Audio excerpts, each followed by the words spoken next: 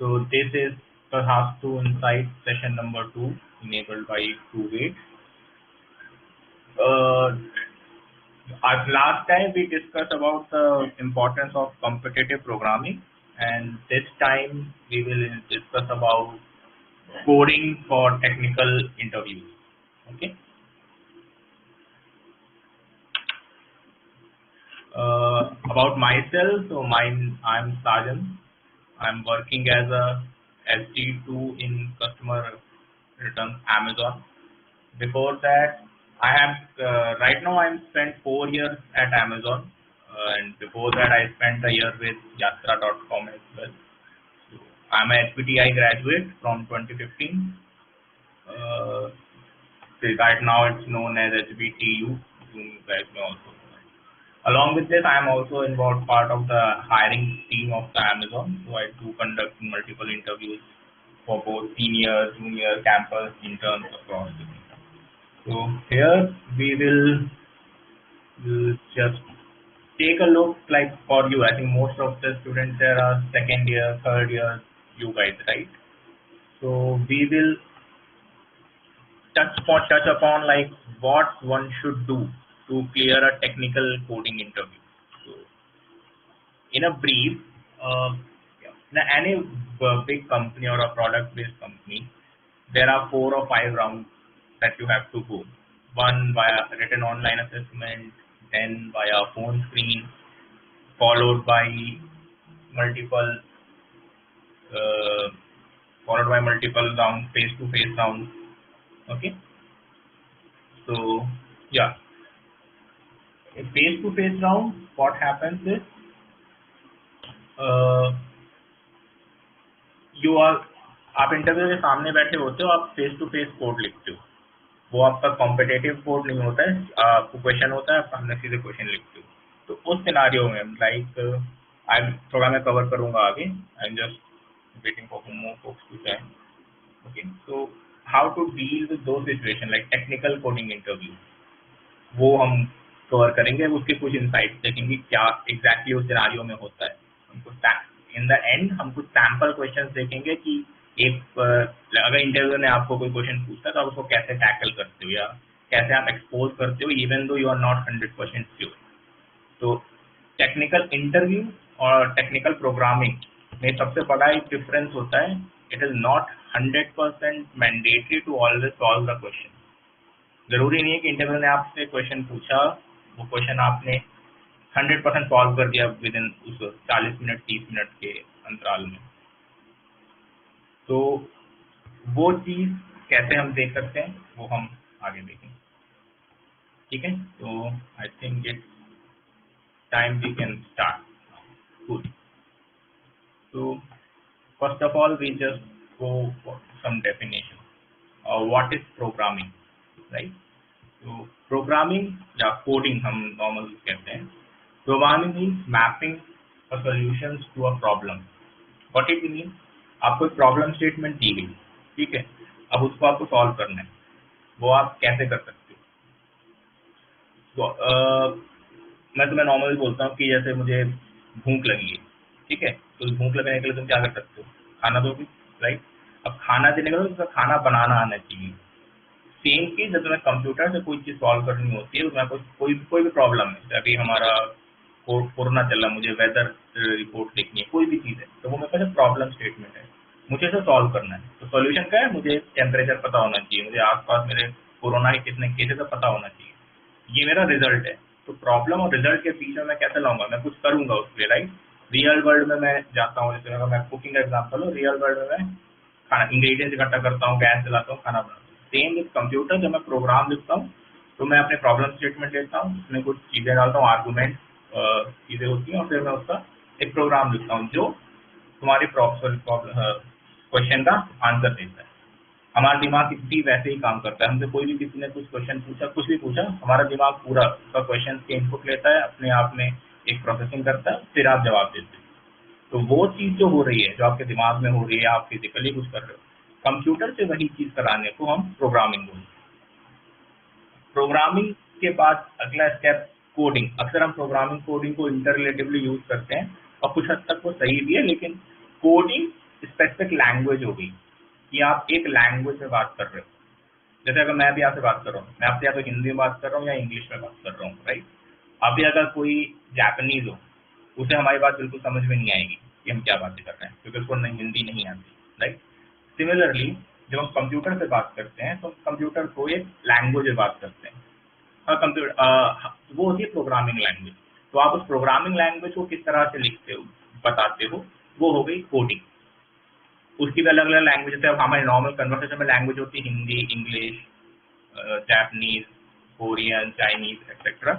तो वैसे कंप्यूटर की कोडिंग की भी अलग अलग लैंग्वेजेस होती हैं, Java, C, C plus plus, Python, Ruby, Pascal, बहुत सारी। जावा और पाइथन, सी प्लस प्लस को भी ज़्यादा ट्रेंड में आप ज़्यादा उनको जानते हैं, ठीक है। तो ये हो गया कोडिंग क्या होती है, प्रोग्रामिंग क्या होती है, सॉल्विंग रियल वर्ल्ड प्रॉब्लम। और जैसे हमने बताया कि आपको एक प्रॉब्लम को सॉल्व करना है, तो कोडिंग या प्रोग्रामिंग ये नहीं कि आपने बस एक 2+2=4, उससे आपने कुछ नया सॉल्व नहीं किया, राइट। तो प्रोग्रामिंग से आप मोस्टली हमें कोई सिनारियो होता है कि यार ये प्रॉब्लम है, इसको मुझे सॉल्व करना है, राइट। एक और हम सेकंड अगर देखें, define the sets of problems, rules, time constraint. तो होस्ट, होस्ट यहाँ पे क्या है, होस्ट मतलब जो हमसे सवाल पूछ रहा है या जो भी प्रॉब्लम है। अगर मैं आज की डेट में, जैसे मैंने पहले एग्जांपल लिया था कुकिंग का, तो होस्ट क्या है, किसी को भूख लगी है, वो होस्ट है। उसका उससे रूल क्या हो सकते हैं, उसको सिर्फ मिठाई खाना है या उसको आधे घंटे में ही कुछ चाहिए। तो अगर किसी को भूख लगी है, उसको आधे घंटे में कुछ मिठाई खाना है, आप क्या करोगे, आप कुछ शेक बना दोगे, बना के दोगे, राइट। तो वो आपने उसकी प्रॉब्लम को सॉल्व किया विद दोज रूल और उसके टाइम कंस्ट्रेंट, उतने टाइम में जो बन सकता था, है ना। तो सेम अप्लाइज टू कोडिंग। अगर मुझे किसी प्रॉब्लम मुझे किसी ने दी है, तो मैं एक रफ एग्जांपल लेके चलता हूँ आज की डेट में, कोरोना का, ठीक है। कोरोना अभी क्या हमारा लाइव प्रॉब्लम है कि मुझे कोविड-19 के देखना है whether I am in red zone, orange zone या कंटेमिनेशन। तो उसे गवर्नमेंट ने कुछ गाइडलाइंस डिसाइड करें कि अगर जहाँ पे आप हो उसके 5 किलोमीटर रेडियस में कोई कोरोना का पेशेंट है, दैट मीन्स आप रेड जोन में हो, और जितने नंबर ऑफ लोग उसमें हैं तो उस हिसाब से जोन की डेंसिटी रेड है या कंटेमिनेशन जोन है, राइट। तो ये प्रॉब्लम स्टेटमेंट है, ये रूल्स हैं उसके। अब इसका अगर मुझे सोल्यूशन लिखना है तो मैं, लेट्स से मैं मोबाइल यूज कर रहा हूँ, तो मैं मोबाइल से कोड करूंगा कि हाँ इस सिनारियो में आगे पीछे कितने लोग हैं, वो चीज मुझे देखनी है, राइट। तो वो हो गई मेरी कोडिंग, ठीक है। तो ये हो गया डिफाइन सेट ऑफ प्रॉब्लम कि भाई हम कुछ भी किसी के लिए सॉल्व कर रहे हैं तो वो किस चीज के लिए है, उसके भी कुछ कंस्ट्रेंट होते हैं, कुछ रूल्स होते हैं, हम कुछ भी नहीं उसको चीज दे सकते, राइट। कोडिंग से आपका एनालाइज क्या होता है, तो आई थिंक कोडिंग को मैं इन जनरली कहता हूँ coding is like mathematics. Coding programming ऐसी चीज है जो आप रट नहीं सकते। आप नॉर्मल एग्जाम्स देते हो स्कूल में, हिस्ट्री हो गया, इंग्लिश हो गए, आप उसमें चीजें याद करते हो, फैक्ट्स होते हैं, बहुत सारे फैक्ट्स आप मगअप करते हो, फिर आप उसको आउटपुट देते हो, राइट। सेम गोज विद, अब जैसे मैथमेटिक्स, मैथमेटिक्स से आप मगअप नहीं कर सकते हो। आप क्या याद करते हो, कुछ बेसिक फंडे कि मुझे एडिशन ऐसे करना है, डिवीजन ऐसे करना है, तो पाइथागोरस थ्योरम है तो मुझे पाइथागोरस थ्योरम का फॉर्मूला पता है। अब वो अलग अलग सिनारियों में अलग अलग तरह से मैं अप्लाई करता हूँ, right. Same goes with coding and और प्रोग्रामिंग। प्रोग्रामिंग कोडिंग में क्या होता है, आपके पास कुछ वेल सेट रूल्स होते हैं या कुछ टेक्निक्स होती हैं जो आप पढ़ते हो, इसको कॉलेज में पढ़ते हो, ऑनलाइन पढ़ते हो, अलग अलग जगह से पढ़ते हो, और फिर आप उनको यूज करके कोई पर्टिकुलर सोल्यूशन देते हो। तो अगर मैं इस पूरे प्रोग्रामिंग कोडिंग क्यों इंपॉर्टेंट है, एक मेरा single one line answer, programming is similar to mathematics. बहुत से लोग कहते हैं मैथ अच्छी है तो कोडिंग भी अच्छी होगी, ये आपने देखा होगा, जनरली सुना होगा।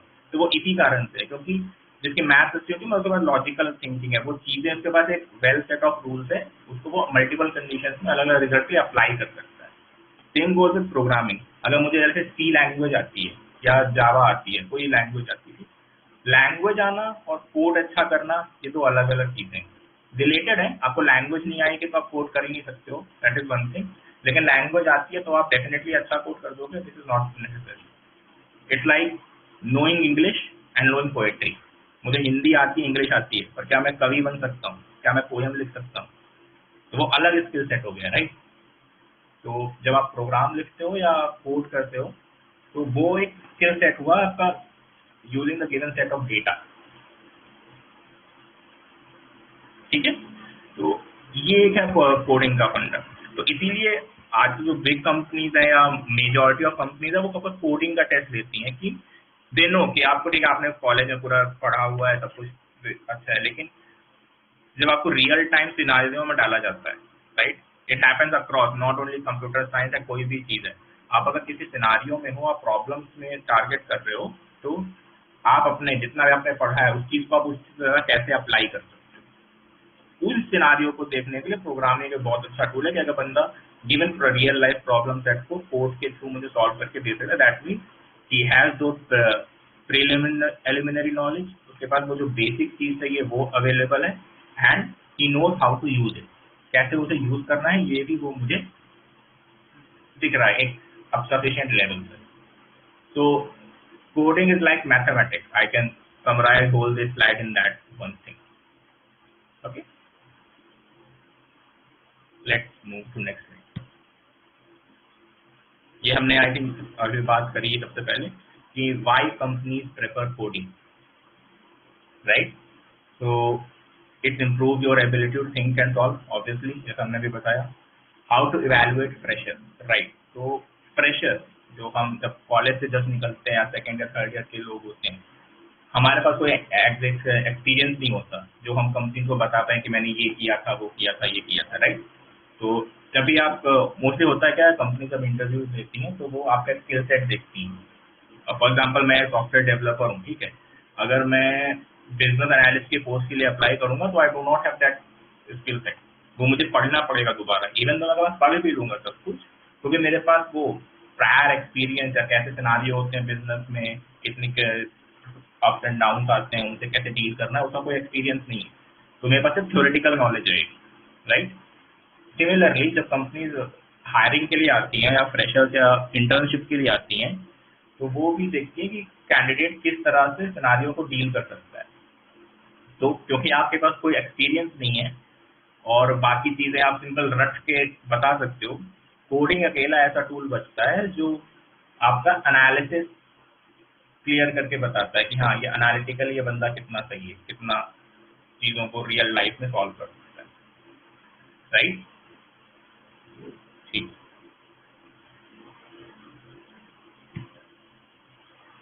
Now, this is a very important slide. Competitive programming versus coding interview. I hope अभी हम बहुत सारे लोग हम कंपेटिटिव प्रोग्रामिंग करते हैं, कोड शेफ करते हैं, top coder, hacker rank, hacker, बहुत सारी जगहों पे कोडिंग करते हैं, राइट? तो इस केस में क्या होता है, हम कंपेटिटिव प्रोग्रामिंग क्यों करते हैं? सबसे पहला पॉइंट, हम कंपेटिटिव प्रोग्रामिंग इसलिए करते हैं क्योंकि हमारी प्रैक्टिस होती है। कॉम्पिटिटिव प्रोग्रामिंग करना, जैसे मैथ्स के लिए मुझे आर डी शर्मा लगाना होती है, मैं एग्जाम के पहले आर डी शर्मा क्यों लगाता था? मैं 40 क्वेश्चन सॉल्व करता था, राइट? क्यों? क्योंकि एग्जाम में कोई क्वेश्चन आए, मेरे को उसका आइडिया हो गया इस टाइप के क्वेश्चन इस तरह सॉल्व होते हैं। मैं हाइट एंड डिस्टेंस के, ट्रिग्नोमेट्री, हर एक एक सेक्शन उठाता था, उसके आर डी शर्मा से 40 क्वेश्चन लगाता था, फिर मैं अपना अप्लाई करता था। एग्जाम में प्रोबेबली 90% क्वेश्चन उसी सबसेट में से आ जाते थे, या वैसे ही क्वेश्चन आते थे, राइट? तो वो कॉम्पिटिटिव प्रोग्रामिंग है कि कंप्यूटर साइंस के जो कुछ सेक्शंस हैं, डेटा स्ट्रक्चर्स हो गए, अभी हम डिटेल में बात करेंगे क्या क्या सेक्शंस होते हैं या क्या क्या मोस्ट लव्ड या मोस्ट सबसे सब फेमस सेक्शंस होते हैं, राइट? तो वो कॉम्पिटिटिव प्रोग्रामिंग से हमारी प्रैक्टिस होती है कि हाँ, ये क्वेश्चन है, इस टाइप के क्वेश्चन किए जाते हैं। तो कॉम्पिटिटिव प्रोग्राम हमारा बेसिक टूल होता है कि मुझे प्रॉब्लम सॉल्व करनी है कि या किस तरह की मैं प्रॉब्लम सॉल्व कर सकता हूँ।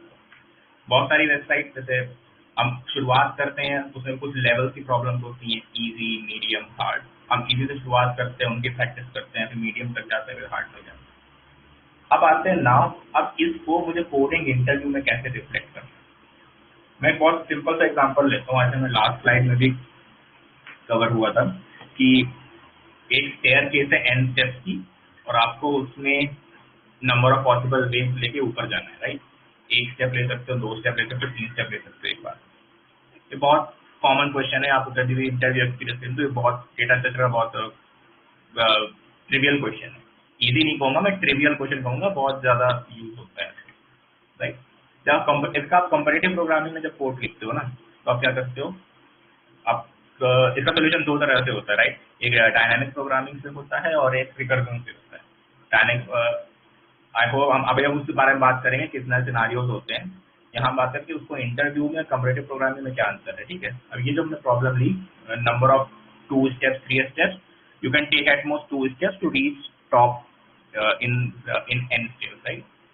उस केस में क्या होगा, जब आप कंपैरेटिव प्रोग्रामिंग कोड लिख रहे हो, आपने इधर डीपी चूज करी या रिकर्सिव प्रोग्राम किया और उसका कोड लिख दिया, अपने टेस्ट केसेस चला दिए, यू आर डन, ठीक है। आपका जो साइट पे जितने भी यूज केसेस होंगे, अगर आपका कोड सही है तो सारे यूज केसेस पास हो जाएंगे, आपका कोड सबमिट हो गया, प्रॉब्लम सॉल्व हो गई।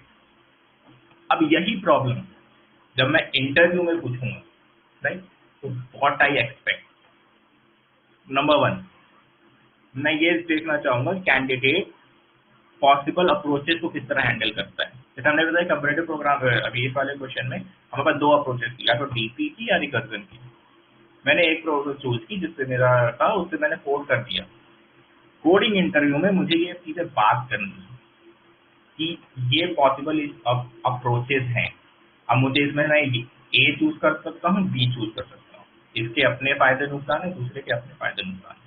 तो सबसे पहली चीज कोडिंग इंटरव्यू में जो कंपैरेटिव प्रोग्रामिंग से अलग बनाती है कि मल्टीपल अप्रोचेस पॉसिबल होती हैं। कंपैरेटिव में हम एक अप्रोच चूज करके सोल्यूशन कर देते हैं। कोडिंग इंटरव्यू में हम इंटरव्यू को बताते हैं कि ये और ये दोनों अप्रोचेस पॉसिबल हैं, I am selecting this because of this, या I am selecting the other one because of other benefit, right. Second point, brute force versus optimized solution. Brute force क्या होता है, सबसे पहले ये आप जो भी लोग इंटरव्यू के प्रिपरेशन करते होंगे, सबसे पहले ये आ जाएगा ब्रूट फोर्स सोल्यूशन तो ये है, लेकिन इसको और ऑप्टिमाइज करो। जितनी भी बड़ी कंपनी, अच्छी कंपनीज होती हैं, वो आपके सोल्यूशन को, वो ये नहीं देखती कि आपको सोल्यूशन कितना सही है, वो हवा बोलते हैं इसको और ऑप्टिमाइज कर सकते हैं, और ऑप्टिमाइज कर सकते हैं। उसका रीजन क्या है, रिसोर्सेज। हम जिस तरह डेटा और कंप्यूटेशन के लिए आगे बढ़ते चले जा रहे हैं, हमारे लेकिन रिसोर्सेज लिमिटेड है।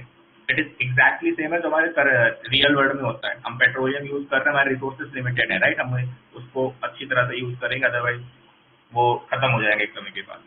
सिमिलर एग्जैक्टली सेम थिंग हम कंप्यूटर साइंस और अपने इंटरनेट वर्ल्ड और टेक्नोलॉजी में अप्लाई करते हैं। हमारे रिसोर्सेज लिमिटेड है। यहाँ पे रिसोर्सेज क्या होते हैं, टाइम, स्पेस, कंप्यूटेशन। मतलब या तो मैं एक 16 GB का अपना लैपटॉप लेके बैठा हूँ, या मैं 4 GB का लैपटॉप लेके बैठा हूँ। वो बेस्ड ऑन फाइनेंशियल कंडीशन या जो भी कंपनी का जो भी स्टेटस है, आपको एक हार्डवेयर लिमिटेड है, राइट। आप नया हार्डवेयर खरीद सकते हो, पर वो भी लिमिटेड है। तो उन चीजों को यूज करके आपका प्रोग्राम, जैसे मैं एग्जांपल देता हूँ, मुझे लगता है एक रोल नंबर के लिए, मैं एक कॉलेज का सॉफ्टवेयर बना रहा हूँ, उसमें मुझे स्टूडेंट्स का डेटा सेव करना है, ठीक है। डेटा सेव कर लिया मैंने। अभी मैंने प्रॉब्लम से की थी, कॉलेज का रिजल्ट सिस्टम है, उसमें मुझे स्टूडेंट्स का डेटा सेव करना है। ये प्राइमरी रिक्वायरमेंट थी, फर्स्ट रिक्वायरमेंट। अब एग्जाम कंडक्ट हुए, मुझे स्टूडेंट के जो मार्क्स थे वो उसी सिस्टम में हर बच्चे के साथ उसके मार्क्स मैप करने हैं, राइट। मैंने मार्क्स मैप कर दिए। अब मेरे पास दो रिक्वायरमेंट दूसरी आई, तीसरी रिक्वायरमेंट कि टॉपर कौन है गेस करो, सब्जेक्ट वाइज टॉपर बताओ कौन है, सब्जेक्ट वाइज टॉप 10 बच्चे कौन से हैं, कौन से बच्चों पे मुझे ज्यादा ध्यान देना है, कौन से बच्चों पे कम ध्यान देना है, राइट। तो ये चीजें हैं। अब जिस तरह से आपने अपना डेटा शुरुआत में स्टोर किया होगा, उस पर डिपेंड करेगा आप ये रिजल्ट कितना आसानी से दे सकते हो। लेट से आपका छोटा कॉलेज था, आपके 200-300 बच्चे थे, आप क्या करोगे, कुछ क्वेरी चला दी अपनी, सीधे सीधे स्टूडेंट का टॉप 1, टॉप 2, टॉप 3 निकल गए, ठीक है। अब अगर यूनिवर्सिटी बड़ी हुई, आपके 500 बच्चों की जगह 50,000 बच्चे, 5,000 बच्चे, आप ग्लोबल यूनिवर्सिटी, आपको सेम रिजल्ट चाहिए, और आपने पहले कोड लिखा था सिंपल लूप चला के मैं मैथ्स 1 2 3 मैथ्स 1 2 3 मैथ्स 1 2 3 निकाल रहा हूँ, तो आप 50,000 बार वही चीज चलाओगे। जो चीज आपकी अब इमेजिन करो, आपने वेबसाइट खोली, आप अपना सिर्फ अपना रिजल्ट देख रहे हो, आपका रिजल्ट किसी और इंडेक्स पे स्टोर है और वो आइट्रेट होते होते होते होते एक एक करके आ रहा है, राइट? तो रिजल्ट तो आपको आएगा, वो सोल्यूशन भी सही है, लेकिन वो ऑप्टिमाइज्ड अप्रोच नहीं है। लुकिंग एट द सिनेरियो, वो ब्रूट फोर्स अप्रोच है कि हाँ मैं एक का चेक करा, मैच नहीं किया, मैच नहीं किया, मैच नहीं किया, मैच नहीं किया, मैं हाँ इससे नाम और रोल नंबर मैच है, इसका डेटा मुझे दे दिया, राइट? अब इसको अगर ऑप्टिमाइज करना होता तो क्या करा, क्या हो सकता है मैं मैप की तरह स्टोर करता लिस्ट की जगह, इस स्टूडेंट का रोल नंबर की है, डायरेक्टली मैंने मैप कर दिया। तो चाहे मैं 500 बच्चे हो चाहे 50,000 बच्चे हो, मैंने मैप पे मैप रोल नंबर डाला, मुझे की स्टोर हो गई, डायरेक्टली मेरे को रिजल्ट मिल गया स्टूडेंट का। तो ये मेरी ऑप्टिमाइज अप्रोच होगी, राइट? तो ये अंतर होता है ब्रूट फोर्स और ऑप्टिमाइज अप्रोच में। अरे एग्जाम्पल बहुत सारा लेम था, ऐसा कोई करता नहीं है आज की डेट में, लेकिन आई एम जस्ट एक्सप्लेनिंग कि ब्रूट फोर्स और ऑप्टिमाइज सोल्यूशन में क्या अंतर होता है। आप लोग जब कंपटीटिव प्रोग्रामिंग करते हो, ब्रूट फोर्स अप्रोच वहां पर रिकमेंडेड नहीं होती है। वाई? आपने देखा बहुत सारे लोग कोड शेफ अगर यूज किया होगा, उसमें TLE आता है, टाइम लिमिट एक्सीडेड।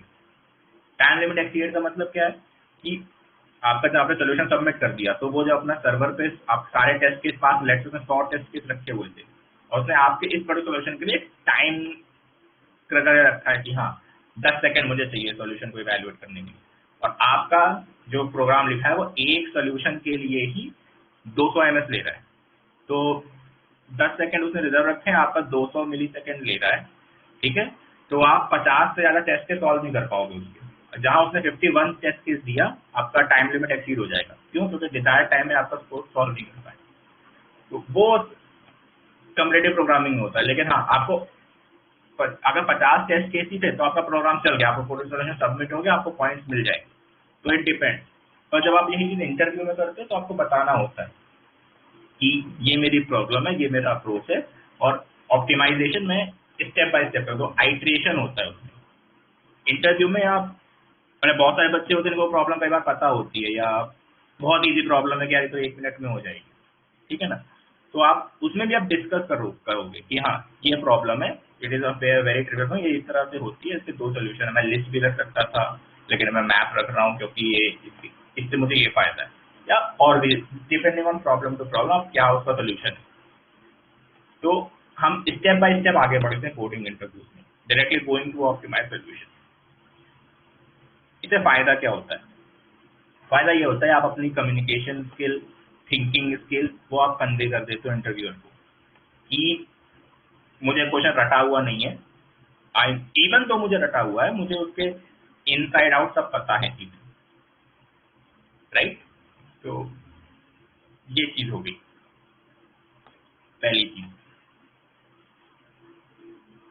तीसरी चीज आती है मॉड्यूलर कोड।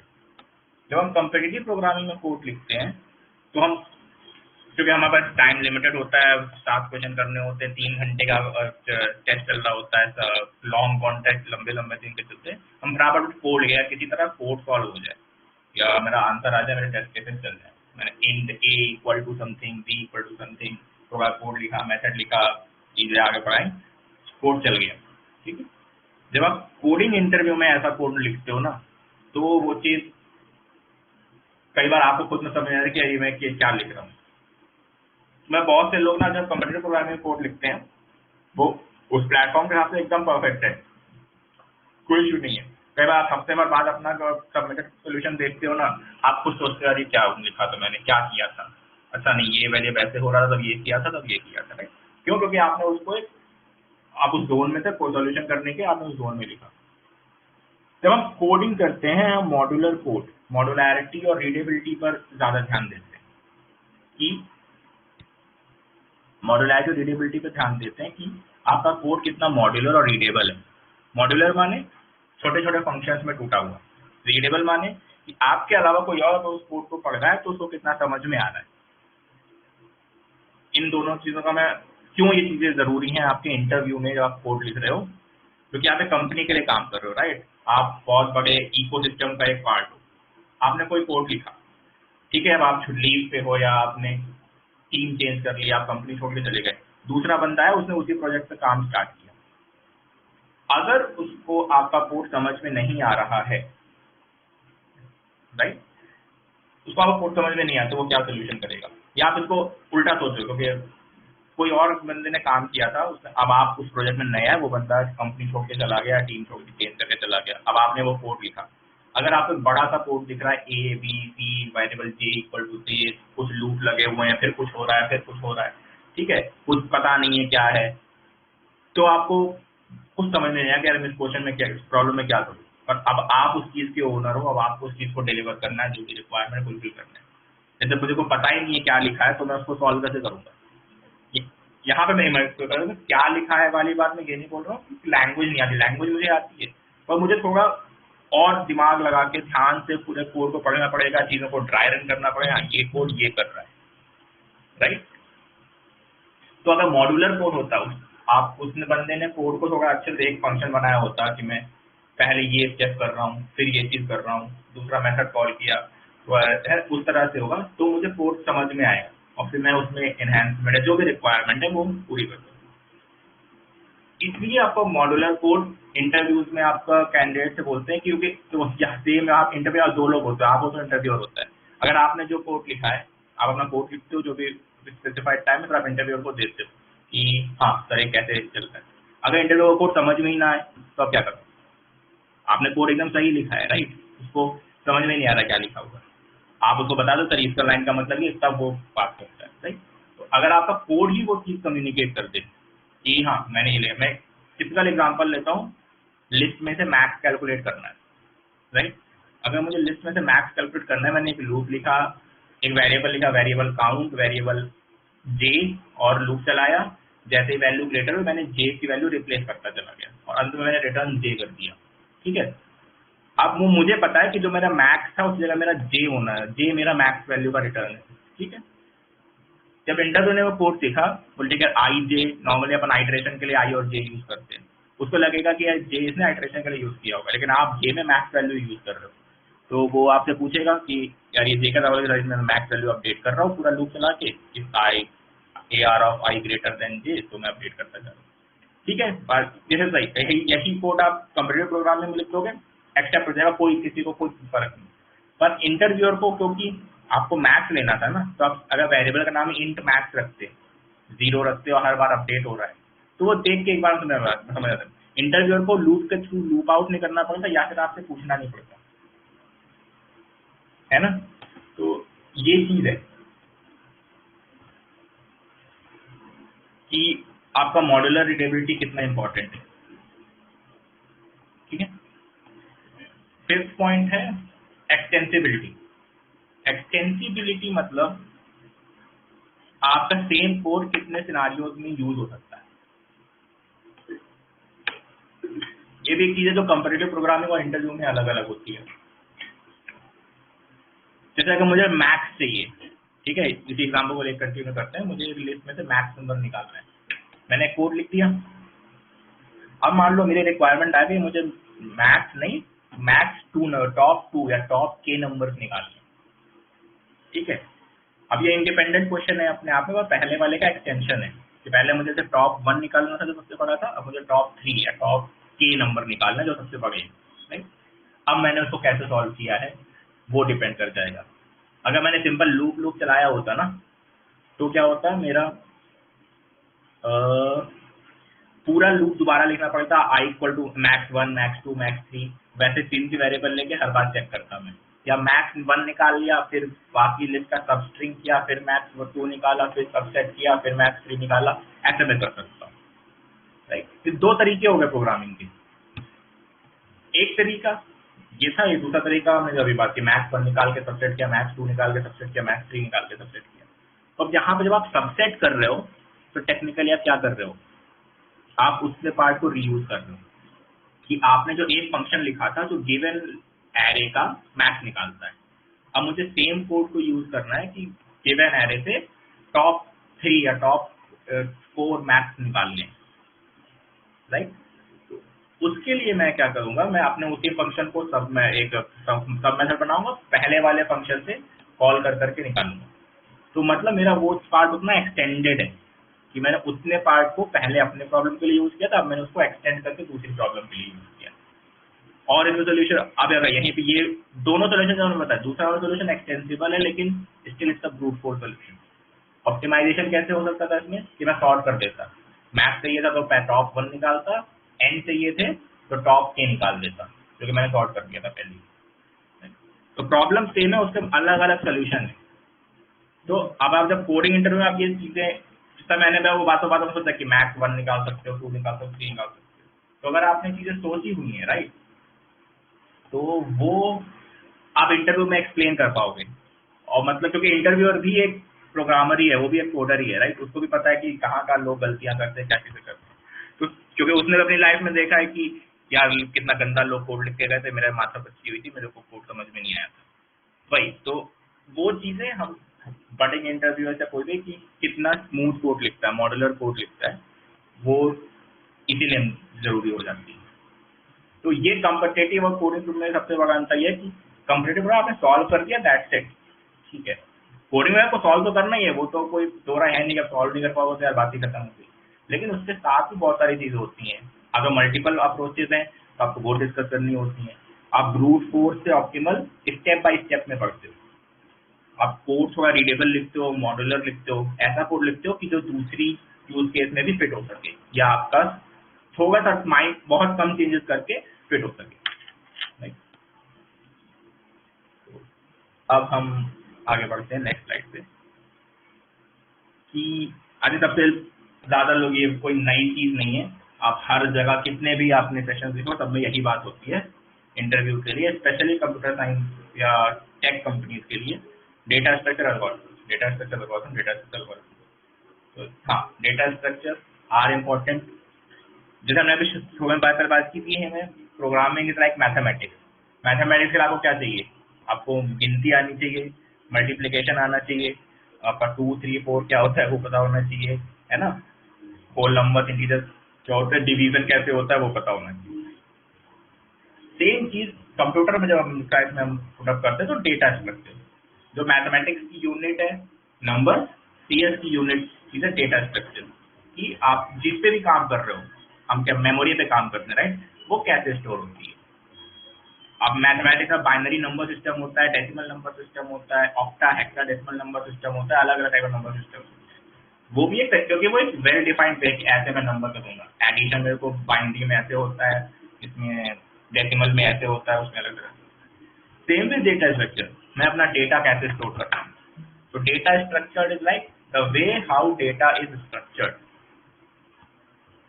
ओके। तो वो होता है डेटा स्ट्रक्चर।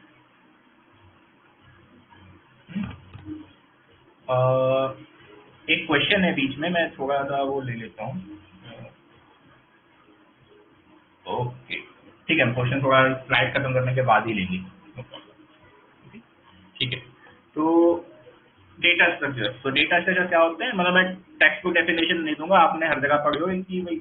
तो इंटरव्यू और प्रोग्रामिंग में सबसे, अगर आपको इंटरव्यू वो क्या दिखता है ना, कि how well you know understanding. मैं इन जनरल जब भी इंटरव्यू लेता हूँ ना, मैं लोगों से बहुत एक इसमें स्मूथ सवाल पूछता हूँ, क्लास और ऑब्जेक्ट में difference, what is class, what is object. अगर आप में तो कोई भी लाइव हो, क्या मेरे को उसका डेफिनेशन का आंसर लिख के दे सकता है। और व्हाट इज, मैंने जैसे आप इंटरव्यू में बैठे हो, आप इंटरव्यू में पूछो what is class, define class and object, लेकिन थोड़ा अगर रिस्पॉन्स आता है उसके बाद मैं इसका आंसर बताऊंगा। फिर हम बात करेंगे कि इंटरव्यू और इसमें अंतर क्या होता है। बहुत क्लासिक एग्जाम्पल है ये, अगर मेरे को आए तो आप बताना, ठीक है। क्वेश्चन में चलता है what is class, what is object. हम थोड़ा एंड में इसको डिस्कस करेंगे कि एग्जाम, इंटरव्यू और बाकी जगहों पे कैसे होता है, ठीक है। तो अब आते हैं एल्गोरिथम्स। एल्गोरिथम्स हैं कि स्टोर डेटा स्ट्रक्चर पे हमें कैसे काम करना होता है। मैथमेटिक्स में क्या है, नंबर्स हैं, नंबर में हम क्या करते हैं, मल्टीप्लिकेशन करते हैं, डिवीजन करते हैं, फैक्टोरियल करते हैं, दुनिया भर की चीजें करते हैं। एल्गोरिथम्स हम उनकी चीजों पे क्या काम करते हैं, राइट। एल्गोरिथम हम उनकी चीजों पे काम करते हैं, कि मुझे दो लिस्ट है। अच्छा, मैं तो डेटा क्वेश्चन चक्कर में डेटा स्ट्रक्चर स्किप हो गया। डेटा स्ट्रक्चर कि मेरा डेटा कैसे स्टोर्ड है, एक लिस्ट में स्टोर्ड है, या मैप में स्टोर्ड है, सिंगल अपने आप में स्टोर्ड है, कॉम्प्लेक्स ऑब्जेक्ट की तरह स्टोर्ड है, राइट। और अल्गोरिथम्स, अब वो डेटा स्ट्रक्चर मुझे कहा मुझे दो लिस्ट को ऐड करना है, दो लिस्ट को कंकैटिनेट करना है, अल्टरनेटिव लिस्ट को डिलीट करना है, ठीक है। अच्छा, अभी हमारे पास एक जो मैंने अभी क्वेश्चन पूछा उसका एक आंसर आ गया है। मैं I was expecting the same answer. Answer Yogesh ने आंसर दिया है, योगेश वर्मा ने, object is a instance of class. और सक्षम ने आंसर दिया है class is a blueprint of object, perfect, and object is a instance, correct. तो अब आप इन दोनों आप कमेंट सेक्शन में जाके देख सकते हो। मेरा क्वेश्चन था what define class and define object, what is class, what is object, right. तो एक आंसर आया है object is a instance of class and class is a blueprint of an object, correct. आपने टेक्स्ट बुक में यही definition पढ़ी होगी। अब मुझे आप ये बताओ, मैंने दो टर्म पूछे थे, what is class, what is object, और दोनों डेफिनेशनों ने एक दूसरे को इंटरचेंजेबली यूज किया है, करेक्ट। अब मुझे बताओ, अगर मैं कोई किसी बंदे को क्लास और ऑब्जेक्ट, ना मुझे क्लास पता है ना ऑब्जेक्ट पता है, मेरी पहली वाली डेफिनेशन बेकार हो गई, मेरी दूसरी वाली डेफिनेशन भी बेकार हो गई कि object is instance of what. मुझे क्लास भी तो नहीं पता थी ना। Same way class is a blueprint of object, मुझे ऑब्जेक्ट भी तो नहीं पता था ना क्या होता है। आई थिंक सबसे बहुत बहुत ही फनी पार्ट है ये, मैं हर आधे बच्चों से पूछना, आधे लोग यही डेफिनेशन बोलते हैं, फिर उनको एसेंस क्लियर नहीं होता चीज़ कि यार वो चीज़ एग्जैक्टली क्या है। हम्म, तो अब मैं आपको इसकी डेफिनेशन देता हूँ कि क्लास इज अ बिहेवियर और वेल डिफाइंड रूल्स और प्रॉपर्टीज ऑफ एनीथिंग, ठीक है। And object is a realisation और एग्जिस्टिंग एंटिटी। एग्जैक्टली, आयुष ने आंसर दिया है जो मैं, object is something that exist in memory and has some state, correct. मतलब वही ऑब्जेक्ट वो है जो एग्जिस्ट करता है, क्लास जो उसका बिहेवियर और प्रॉपर्टीज डिफाइन करती है, फंक्शनैलिटी ऑफ डिफाइन करती है। तो ये डिफरेंस तो क्लास और ऑब्जेक्ट को आप लोग को डेफिनेशन पता थी, राइट। तो जब मैंने आपने पहले टेक्स्ट को डेफिनेशन बोल दी, उसके बाद आपने, अब जब मैंने दोबारा आपको करके पूछा तब आपने मेरे को एग्जैक्ट डेफिनेशन बताई। यही आप अगर अपने घर में ग्रैंड मदर को बताओ कि क्लास, एक दादी क्लास ये होती है, ऑब्जेक्ट ये होता है, राइट। तो अभी आंसर बहुत सारे आ रहे हैं, तो हम थोड़ा आगे बढ़ते हैं। क्लास एक डेफिनेशन है, class define functionality of object, correct. Definitions are all correct, they are all 10 on 10, but is the fact is how कि हम किस तरह उसको, अगर I can put it like this, if you explain class and object to a nursery student, आप class वाला example ले तो क्या आता है, डॉग और कैट वाला एग्जाम्पल आता है, आधी दुनिया वही बताती है, ठीक है। कि कैट क्लास है, cat has 4 legs, animal class है, एनिमल का रियलाइजेशन है, कैट हो गया, एक डॉग हो गया, उसके पास खुद का बिहेवियर एंड ऑल दो, राइट। तो वो चीजें होती हैं। अरे थोड़ा टॉपिक से अलग हो गए, तो मैं बता रहा था उसके लिए कि इंटरव्यू में आपको कैसी चीजें पुटअप करनी है। तो अगर आपके पास जैसे क्लास डेफिनेशन ऑफ ये मैंने इसलिए, आप लोगों ने सही आंसर दिया बहुत लोगों ने, because you know the essence. अगर सिर्फ डेफिनेशन पढ़ी होती तो अब वो बहुत से लोग उतना बिहेवियर वाले डेफिनेशन पे ना जा पाते, राइट। या अनदर वे तो put the question is like कि किसी नर्सरी के बच्चे को बताओ, या नॉन कंप्यूटर साइंस बच्चों को, या नॉन टेक्निकल इंसान को क्लास और ऑब्जेक्ट का डिफरेंस समझाओ, तो कैसे समझाओ। मैं जनरली बोलता हूँ कि क्लास है, कि class BTech final year computer science, तो वो एक क्लास है, क्यों, क्योंकि उन सारे लोगों की एक कॉमन प्रॉपर्टीज है। लेकिन किसी ने बोला है कि बीटेक फाइनल ईयर आए, मान लो एचओडी ने बुलाया, राइट, तो कौन जाएगा, उस बैच के 40 बच्चे 30 बच्चे ही तो उठ के जाएंगे ना, क्यों। और वो 40 बच्चे क्या है, उस क्लास के 30-40 ऑब्जेक्ट है, क्यों, उन सब में वो कॉमन प्रॉपर्टी है कि वो बीटेक के फाइनल ईयर के स्टूडेंट है उस इंस्टीट्यूट के। तो क्योंकि वो बच्चे रियल में एग्जिस्ट कर रहे हैं, क्लास की बिल्डिंग उठ के नहीं जाएगी, कोई क्लासरूम में जो पंखा बत्ती लगा है वो उठ के नहीं जाएगा, तो वो क्लास और ऑब्जेक्ट का डिफरेंस होता है, राइट। तो ये होता है कि आप किस तरह चीजें पुटअप करते हो। हम लर्निंग गाइड पे वापस आते हैं। तो डेटा स्ट्रक्चर हमने अभी बात की कि डेटा स्ट्रक्चर मतलब आप कैसे डेटा को स्टोर करते हो कंप्यूटर में। अल्गोरिथम, उनके ऊपर आप क्या क्या स्टेप्स लेते हो या एक्शन लेते हो, merging, sorting, searching, mostly computer में इन चीजों पे काम करते हैं, तो ये सब टाइप ऑफ अल्गोरिथम्स होती है। उसके बाद अल्गोरिथम के पैराडिग्म्स होते हैं कि कैसे करनी है। 4 पैराडिग्म होते हैं मोस्टली। ब्रूट फोर्स हमने पहले बात की, डिवाइड एंड कंकर होती है, डायनामिक प्रोग्रामिंग होती है, ग्रीडी अप्रोच होती है। वो सब एल्गोरिथम के आप सबसेट में आते हैं कि मैं कैसे कर सकता हूँ। तो वो अलग अलग टाइप ऑफ एल्गोरिथम वो अपन थ्योरी में पढ़ते रहते हैं, राइट। इंटरव्यू में वही सब अप्लाई करनी होती है जो हमने अभी पहले बात की थी कि मल्टीपल पॉसिबल अप्रोचेज होती हैं। तो वो इन्हीं चीजों की अप्रोचेज होती हैं कि एक सेम प्रॉब्लम की मैं ग्रीडी से कर सकता हूँ, रिकर्सन से कर सकता हूँ, टाइपीसी से कर सकता हूँ, या डिवाइड एंड कंकर से कर सकता हूँ। तो वो अगर आपको डेटा स्ट्रक्चर्स पता है, एल्गोरिथम्स के चीजें पता है कि टाइप्स ऑफ एल्गोरिथम्स क्या होती हैं, तो आप उस चीज के बारे में मल्टीपल तरह से सोच सकते हो। ठीक है। सेकेंड सबसे इंपॉर्टेंट थिंग जो आज की डेट में इंटरव्यूज के लिए है वो ऑब्जेक्ट ओरिएंटेड प्रोग्रामिंग लैंग्वेज। बहुत लोग ये क्वेश्चन पूछते हैं कि सर कौन सी लैंग्वेज पढ़नी है, मुझे सिर्फ सी आती है, मुझे और प्रोग्रामिंग लैंग्वेज आती है, मुझे कोई प्रोग्रामिंग लैंग्वेज नहीं आती है। तो एक प्रोग्रामिंग लैंग्वेज तो यार आपको आनी चाहिए। जो मैं फिर से वही एग्जांपल दूंगा। अगर आपको प्रोग्राम करना है, कोडिंग करनी है, तो मैंने सबसे शुरुआत में एग्जांपल दिया कि प्रोग्रामिंग लैंग्वेज, कोडिंग और प्रोग्रामिंग में क्या अंतर है। कोडिंग मतलब मुझे पता है कैसे लिखना है, वो आपकी लैंग्वेज हो गई, जावा, सी प्लस प्लस, पाइथन, अलग अलग होती हैं। आप सेम आपको अगर इंग्लिश में कुछ पोयम लिखनी है तो आपको इंग्लिश आनी चाहिए, राइट। इसी तरह आपको कोड लिखना है तो वो कंप्यूटर की लैंग्वेज आनी चाहिए, जावा, सी प्लस प्लस, जो भी है, राइट। एक प्रोग्राम लैंग्वेज आएगी चलेगा, ये नहीं कि आपको चार पर अगर मुझे पोयम लिखनी है, मैं इंग्लिश में लिखता हूँ ना, मुझे जापानीज नहीं आती, लेकिन फिर मैं प्रोग्राम पोयम तो लिख सकूँ, मेरे पोयम उतनी ही चलेगी। जापानीज वाला बंदा उसको ट्रांसलेट करके सुनेगा, वो अलग बात है।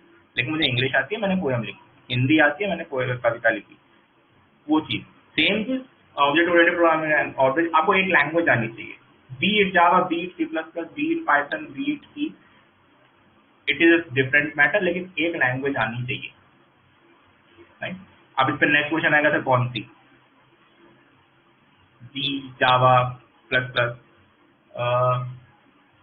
अभी आप मोस्टली आपको ऑब्जेक्ट ओरिएंटेड लैंग्वेज आज की डेट प्रेफर है। सी, अगर आपको कोई भी ऑब्जेक्ट ओरिएंटेड प्रोग्राम है मतलब आपको सी आती है, सी में आपका, क्योंकि ये सारी लैंग्वेज सी के ऊपर ही बनी हुई है, राइट। तो चाहे जावा हो, चाहे सी प्लस प्लस हो, या पाइथन हो, anything will work in interview. Interview में आपको प्रॉब्लम दी गई, आपको वो सॉल्व करना है, विद प्रोग्राम लिखना है, आप किसी भी लैंग्वेज में लिख सकते हो, सीधी सी बात। आप कम्पिटिटिव प्रोग्रामिंग कोड लिखते हो तो आप अपने लैंग्वेज चूज करते हो ना, जावा स्क्रिप्ट में लिखना है, जावा में लिखना है, सी प्लस प्लस में लिखना है, पाइथन में लिखना है, सेम चीज। तो कोई ऐसा बैरियर नहीं होता, लेकिन एक आनी चाहिए, that is the primary point. Python आजकल ज्यादा ट्रेंड में है, but from interview perspective I will recommend either of Java और सी प्लस प्लस। पाइथन आपकी मशीन लर्निंग और people say that future is of Python, which is totally correct. मतलब ऐसा है कि आने वाले 10-15 साल में हो सकता है पाइथन ही हो, लेकिन हमें इंटरव्यू 10-15 साल बाद तो नहीं दे रहा, हमें इंटरव्यू आज देना है। तो पाइथन आती है, बहुत अच्छी बात है। वो भी आप इंटरव्यू कर, वो भी ऑब्जेक्ट ओरिएंटेड प्रोग्रामिंग ही है, लेकिन थोड़ा आपको मतलब कई बार होता है ना इंटरव्यू के प्रेफरेंस, मान लो इंटरव्यू कोई पाइथन नहीं आती, क्योंकि आप तो अभी पढ़ गए हो, उसने तो 4-6 साल पहले बीटेक किया था जब पाइथन का इतना स्कोप नहीं था, एग्जाम्पल दे रहा हूँ मैं। मतलब तो हो सकता है आपको उसको थोड़ा सिंटैक्स समझाने पड़े कई बार, तो ये एक चीज हो जाती है। लेकिन हाँ, अगर पाइथन आती है तो फिर कोई, पाइथन आती है तो, पर जावा और सी प्लस प्लस में एक तो आपको आई थिंक हाँ, एक और यहाँ पे मैं डिस्कस करना चाहूंगा कि if you know one language ना, आप दूसरी लैंग्वेज में आप विद इन वीक कर सकते हो कोर्स। फर्क कुछ नहीं होता कि सभी में इंटीजर्स होते हैं, नंबर्स होते हैं, कुछ लूप होते हैं, मैप बनता है, while loop, do while loop, जो बेसिक आप बनते हैं वो हर लैंग्वेज मेथड्स बनते हैं। ऑब्जेक्ट ओरिएंटेड है तो क्लास ही बनती है, राइट। तो वो चीजें होती हैं। एक चीज जो इंटरव्यूज के पॉइंट से कि बहुत सारे एडवांस डेटा स्ट्रक्चर्स लोग जब अपन तैयारी करते हैं, मान लो किसी को बोला गया गूगल का इंटरव्यू, मेरे के लिए वो आ गए, रेफरल लगाया था, किसी ने कॉल आ गई इंटरव्यू पे, गूगल का इंटरव्यू। अब बंदा तैयारी कर रहा है, अच्छी बात है, डेटा स्ट्रक्चर पढ़ रहा है, एल्गोरिथम्स पढ़ रहा है, कठिन कठिन खतरनाक वाले सवाल उठा रहा है, try data structure, red black tree, AVL tree, heap को पूरा रिवर्स कर देना, और दुनिया भर की चीजें, ठीक है, दीज आर गुड, जितना आपने सवाल है। पर ये आपके 90% इंटरव्यू के उत्तर काम में कभी नहीं आती, कोई पूछता भी नहीं। आपके जो कोर कंसेप्ट जो पूछे जाते हैं, लिस्ट, एरेज, ग्राफ, ट्री, इन 4 के ऊपर आपकी चीजें खत्म हो जाती है। यही 4 है mostly, link list, graph, trees में आपका बाइनरी सर्च ट्री और अलग चीजें। लोग कई बार क्या करते हैं ना, दुनिया भर खतरनाक रेड ब्लैक ट्री जो अपन, क्योंकि अपने जो बीटेक के कोर्स में वो चीजें होती है, यहाँ पर ट्री का एक चैप्टर होता है, ग्राफ का एक चैप्टर होता है, उसके बाद binary index tree, AVL tree, try, वो सब भी जरूरी है, ये नहीं कि वो यूज होता है बहुत एडवांस, पर इंटरव्यू में वो I hardly see anyone asking that, specially from a fresher. Fresher से उतना एक्सपेक्टेड भी नहीं होता, अगर फ्रेशर वो बता रहा है तो वो रेजेज है, मतलब that is very good, no doubt about that, पर एज अ प्राइमरली उतना जल्दी नहीं पूछता। आना आता है तो चेरी ऑन द केक है, पर if you are talking about broader audience, हमारा भी टारगेट इंटर्नशिप तो मोस्टली हम 3rd ईयर 2nd ईयर में ही है, राइट, तो हमें कोर कंसेप्ट पे ज्यादा फोकस रखना है कि हाँ कोर कंसेप्ट, क्योंकि उसके बाद आप थोड़े 1 हफ्ता दिमाग लगा के चीजें पढ़ने लग जाओगे। ठीक है, अब आते हैं थोड़ा प्लेटफॉर्म्स पे कि कहाँ से हम इंटरव्यूज की तैयारी करते हैं, टेक्निकल इंटरव्यूज की। एक क्वेश्चन इसके पीछे और है, स्टेप बाय स्टेप गाइड में थोड़ा सा कि कब शुरू करनी चाहिए तैयारी। सबसे पहली चीज स्लाइड में नहीं लिखा है, लेकिन when you should start preparing for a coding interview, right. Coding interview के आंसर है कि जितना जल्दी, जब पता चले तभी करो। पर्सनली हम लोग जब थे, आई थिंक यहाँ से 6 साल पहले, हमने 3rd ईयर में पता लगा यहाँ से स्टार्ट करते हैं। आजकल लोग 1st ईयर से लगे रहते हैं, या कोडिंग करनी है, कोड शेफ करना है, हैकर रैंक करना है, विच इज गुड। तो अब कंपटीशन ऐसा हो गया है कि लोग 1st ईयर से स्टार्ट कर रहे हैं, और 12th वाले बच्चे भी कभी कभी करने लगते हैं कि यार मतलब, क्योंकि अब नेटवर्क इतना ग्रो हो गया, सब कुछ आपके इतना एक्सेसिबल है चीजें ना, एक क्लिक पे आपको question, solution, answer, interview experience सब कुछ अवेलेबल है कि चीजें क्या होती हैं, और आप जैसे जैसे सीनियर्स आपके यहाँ होते हैं वो आपको बताते चले जाते हैं कि ये पढ़ना है, ये पढ़ना है, तो सभी को पता है। तो जब से पढ़ना स्टार्ट कर दो सबसे बेस्ट है। ठीक है, आप कहाँ से पढ़ सकते हैं? Hacker rank, hacker, CodeChef, top coder, ये सारे कोडिंग के प्लेटफॉर्म्स हैं। जो हमने अभी कम्पिटेटिव कोडिंग की बात की थी 2 स्लाइड्स पहले, ये उन्हीं के प्लेटफॉर्म्स और भी हैं, ये कुछ ज़्यादा मोस्ट फेमस है, सबसे ज़्यादा जुबान पे रहते हैं। अगर आप स्टार्ट कर रहे हो, लेट्स से आपने नहीं किया या तो आप अभी इनिशियल लर्निंग फेज में हो, आई वुड रिकमेंड कि हैकर रैंक या हैकर अर्थ से स्टार्ट करो। क्यों? क्योंकि हैकर रैंक हैकर से क्वेश्चन का लेवल है, आप इनिशियली एक और डेटा स्ट्रक्चर से स्टार्ट करोगे, उसके कुछ क्वेश्चन सॉल्व करोगे, फिर आप स्टेप बढ़ाओगे, थोड़े आगे बढ़ोगे, फिर आगे बढ़ोगे, वो चीज़ें। जैसे अगर आप हैकर रैंक पे आप मीडियम लेवल क्वेश्चन सॉल्व करने लगो, तो आई वुड सजेस्ट कि आप कोडशेफ या टॉप कोडर पे शिफ्ट करो, क्योंकि कोडशेफ पे इन जनरल प्रॉब्लम थोड़ी सी हार्ड होती हैं।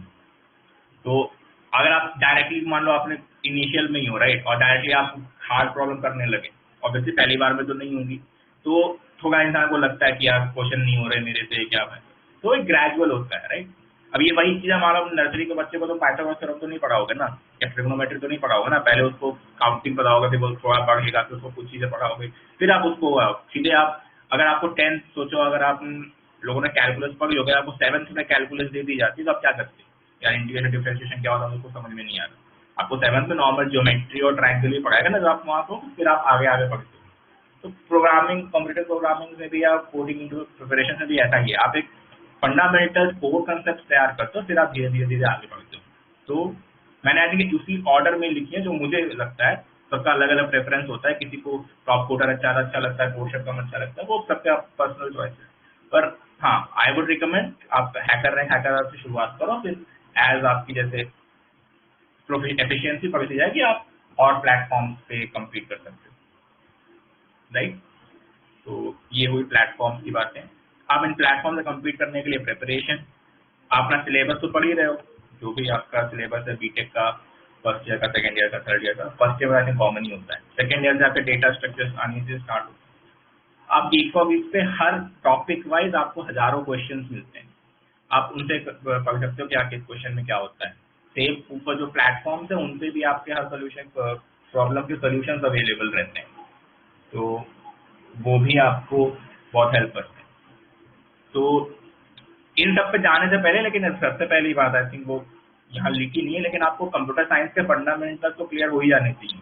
मतलब अगर आपको प्रोग्रामिंग लैंग्वेज ही नहीं आती है, लिस्ट क्या होती है, एरे क्या होती है, अगर ये नहीं पता तो यहाँ जाने का कोई इतना फायदा नहीं है, राइट। तो वो चीज़ हम अज्यूम कर लेते कि आपने इतना पढ़ा हुआ है, आप तब आप उसको अप्लाई कर रहे हो, राइट। तो गीक फॉर गीक बहुत ही बढ़िया साइट है, आप उससे पढ़ सकते हो। किसी स्पेसिफिक लैंग्वेज में अगर पढ़ना है, अगर जावा जैसे पढ़नी है अगर आपको, तो जावा टी पॉइंट वो भी अच्छी साइट है, वो आपको जावा लैंग्वेज के स्पेसिफिक्स बताती है। ट्यूटोरियल्स पॉइंट भी एक अच्छी साइट है। अब books, coding interview question by Narasimha Karumanchi, यार ये बुक आई वुड रिकमेंड हर बीटेक इंटरव्यू प्रिपरेशन करने वाले बच्चे के पास होनी चाहिए, सीएस का हो, आईटी का हो, नॉन सीएस का हो, किसी भी ब्रांच का हो। ये बुक आपकी समझ लो गीता बाइबल है आपके इंटरव्यू क्रैकर के लिए।